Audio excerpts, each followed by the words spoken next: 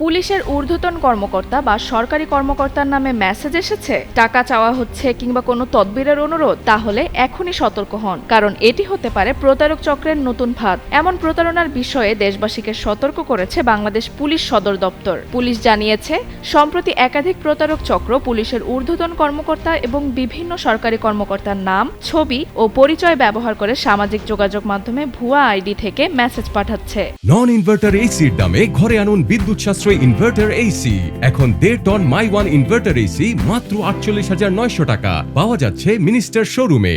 এসব মেসেজে কখনো অর্থ দাবি করা হচ্ছে, আবার কখনো বিভিন্ন ধরনের তদবির বা সুপারিশের কথা বলা হচ্ছে।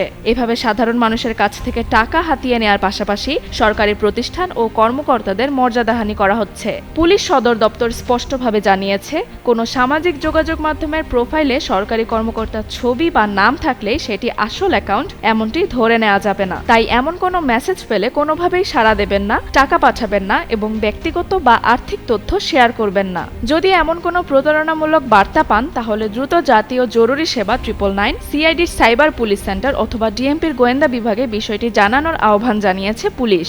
বাংলাদেশ পুলিশ বলছে, এ ধরনের প্রতারণার সঙ্গে জড়িতদের শনাক্ত করে আইনের আওতায় আনতে তারা সর্বোচ্চ সতর্ক রয়েছে। তাই পুলিশের নামে কোনো বার্তা পেলেই আগে যাচাই করুন, তারপরই সিদ্ধান্ত নিন।